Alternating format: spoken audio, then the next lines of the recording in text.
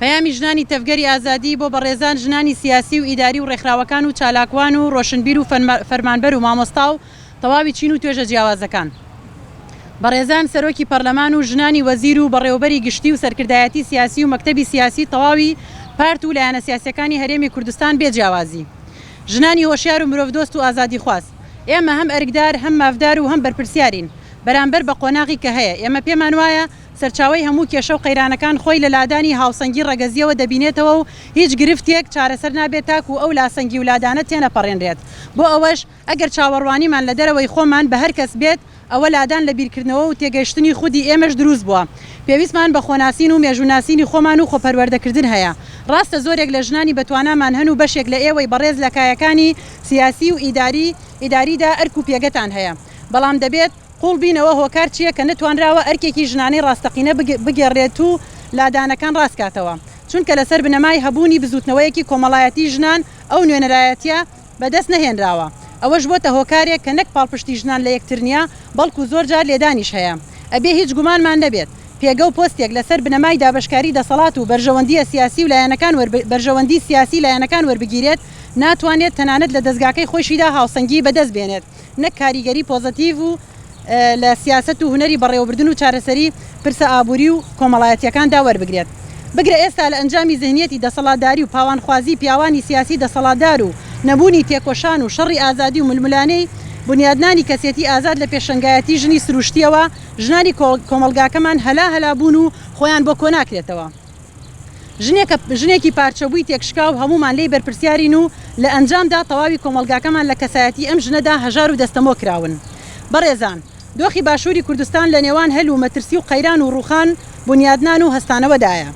هەمووان دەزانین و ئاگایی ئەومان هەیە بارودۆخی هەرێمەکەمان چییە و هەستیاری دۆخەکە دەبینین. دوای 17 ساڵ پەیوەندی و ئیدارەدان لەگەڵ حکوومەتی ناوەندی هەرێمی کوردستان هەموو شانسەکانی پێشکەشکردنی پرۆژەی بۆ بەڕێوەبردننی عێراقێکی دیموکرات و لە سایەیدا هەرێمێکی کوردستانی ئازاد و خۆبەڕێوەبەر و دیموکراتی لەدەستدا و لە هەرێمی هێز و ناوەندی گۆڕانکاریە ئیداریەکانی عێراقەوە هەنگاوی بەرەولاوازی تا ئاستی لە دەستدانی ئەو دەستکەوتانەشی کە نزیکە لە 30 ساڵەوە بەدەست هاتوون و لە پێناویدا قوربانیەکی ئەجگار زۆر دراوە. لە ئەنجامی سیاسەتی قۆرەخکاری و نادیموکراتی و بێخزمەتگوزاری هاوڵاتیانەوە تاکی کورد لە باشووری کوردستان بە جۆرێک ئینتیمای لەدەستداوە بۆ گەڕانەوەی ئەو سوپایی ڕاپەڕینی لە بەرامبەردا کرد و خوێنی بۆ ڕشت بێدەنگ بێت و دەست بەسەر سنگ لە پێشوازیاندا وەستا بێت. ئەمە و هاتنی لەشکرکێشی و سوپای داگیرکاری تورکیا بە درێژایی دەیان کیلۆمەتر بۆ ناو خاکەکەمان و دەست درێژیەکانی بۆ سەر هەموو بەهاو ئازادیەکانی گەلەکەمان و تێکدان و کۆمەڵکوشکردنی هاوڵاتیان و ژینگە و سروشت و خاک و ئاو ناسنامەمان کەچی بێباکی و خەمساردی بەرۆکی ئەم کۆمەڵیەی گرتووە کە دەریایەک خوێنی بۆ ئازادی ڕشتووە. ئەتوانین بڵێن لە تەواوی بوارەکانی سیاسی و ئیداری و پاراستنی و ئابووری و کۆمەڵایەتی و تەندروستی و پەروەردەییەوە دەسەڵاتی ئەم هەرێمە شکستی هێناوە. بەشێکی سەرەکی ئێمە بەرپرسیارین چونکە حکومڕانی و ئیدارەدان لە هەرێمی کوردستان بە ذهنیەتی پاشبڕۆ و کلاسیکی پیاوسالاری و پەراوێزخستنی ئیرادەی ئازادی ژن بەڕێوە چووە. دەبینین ئەنجامەکەی کۆمەڵگەیەکی دەروون ئاڵۆز و پڕ لە کێشمەکێشی کۆمەڵایەتی و تێکچوونی شیرازەی خێزان و بە مڵکیەتکردن و پێشخستنی دەسەڵاتخوازی و هەژمونگەرایی کە بەرهەمەکانی ڕۆژانە دەبینین ژنکوژی و خۆکوژی و یەکترکوژی بۆتە کەلتورێکی ڕۆژانەی مەترسیدار. پێویست نابینین درێژە بە باسکردنی کێشە و قەیران و شکستەکان بدەین چونکە چۆن ئێمە دەزانین تۆش دەیزانی ئەویش دەیزانێت ئەوانیش دەیزانن تەواوی هاوڵاتیان دەیزانن بەڵام چی بکەین چارەسەر چییە؟ ئەوەیان یان هەمووان نایزانین یان ئەوانەی دەیزانن نایەنەوێ قسەی لەسەر بکەن یان لێدان دەبێت لە بەرژەوەندیەکانیان. کۆمەڵگەش پێویستی تەنها بە پێشەنگی ڕاستەقینە و بێبەرژەوەندی هەیە بۆ ئاڕاستەکردنی دروست. ئەوەی گرنگە تەنها زانین نییە بەڵکو بە پراکتیزەکردن و بەرفراوانکردنی نمونە جوان و سەرکەوتوەکانی کۆمەلگاکەمانە. لە بواری پەروەردە کشت و کاڵ و کایە ئابووریەکان کێشە کۆمەڵایەتی و سیاسیەکان لەم هەرێمەدا خاوەنی دەیان نمونەی سەرکەوتوین بەڵام تاک ناتوانێت بە تەنها چارەسەری بۆ کۆمەلگە بێنێت. ئێمەی ژنان هێزی ئەوەمان هەیە تواناکانمان یەک خین پێشنگایەتی بۆ خۆبەڕێوەبردنێکی ئازادانە و دیموکراتیانە بکەین. ئێمە دەتوانین ببینە نمونەی سەرکەوتن و ڕای گشتی ڕێک بخەین و کۆمەلگە بەڕێخستن بکەین و گوتار و ناڕەزایەتیەکانمان بەکردار بکەین و لە دەرەوەی داخوازی و چاوەڕوانی لە دەسەڵات چارەسەری هەموو پرسەکانی کۆمەلگە بکەین.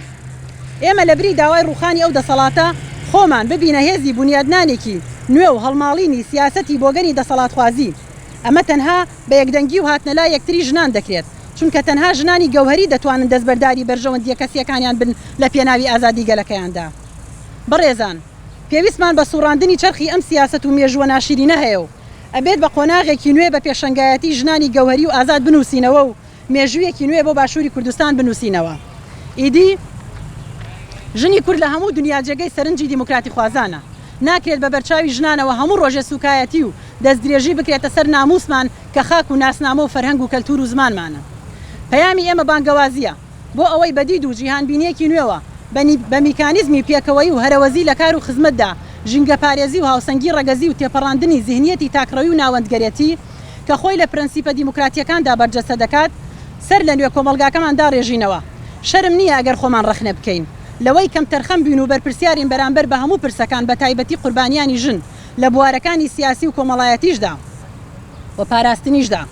داوا دەکەین چیتر بە ذهنیەتی حزبی و ئاینی و ئایدۆلۆژی و پارچەگەرێتی و شارچێتی و ناوچەچێتی بیر نەکەینەوە. هەمومان هەڵگری هەر ئایدیا و باوەڕیەکی ئاسمانی و زەمینی و سیاسی و فکرین ڕێز لە بیری یەکتری بگرین و پێکەوە لەژێر سەقفێکدا کۆ ببینەوە لە چوارچێوەی پلاتفۆرمێکی ژنانی باشووری کوردستاندا و داڕشتنی پەیڕەوێک بۆ تەواوی بوارەکانی کۆمەلگاکەمان بە پشت بەخۆبەستن ئاراستە و مۆرکی سیاسەتی کلاسیک بگۆڕین بە کردار بڵێن شۆڕشی باشوور شۆڕشی ژنە و لەسەر دەستی ژنان چیدی ڕێگە نادەین کۆمەلگاکەمان ببێت بە قوربانی. بۆ ئەوەش پێویستمان بە هاوردەکردنی هیچ فکرێکی بیانی نییە لە سەردەمی کۆرۆنادا هەموو سیستەم و مۆدێلەکانمان بینی کە چۆن کەوتنە قەیرانەوە. بۆیە دەڵێن تەنها بە سروشتی بوونی خۆمان و ژنبوونمان دوور لە بەرژەوەندی و دەستێوەردان و بە پشتبەستن بە کرۆکی مێژوویمان دەتوانین گۆڕانکاری گەورە بکەین بەرەو دیموکراتیزەکردنی باشووری کوردستان. تەفگەری ئازادی کۆمەڵگەی کوردستان، ژنانی تەفگەری ئازادی 15 حوتی 2020.